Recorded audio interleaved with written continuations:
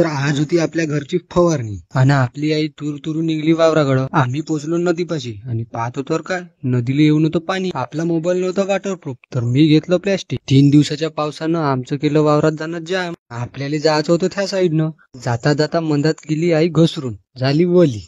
मग आईचं मूड थोडं चांगलं व्हावं म्हणून आपण केली थोडी मस्ती. मोठी आई निघून गेली मस्त एकटीच समोर. आम्ही पोचलो वावरात आणि पाहतो तर काय, झाला मस्त कचरा. मग आपण घेतला आपला पंप आणि आपलं खात पण द्यायचं होतं. आईला दिलं खात सोडून आणि साईडनं पाहतो तर काय, काकाचं पण खात देणं होतं चालू. मग काय, मीनं दिला आईले खात काढून आणि आई लागली आपली चिवडा बनवाले. मग दिला आईले खाताचा वटाप बांधून. कचरा पाहून मले आला राग. मीनं घेतला पंप पाठीवर. पंप होता साला माझ्या वजनापेक्षा जास्त.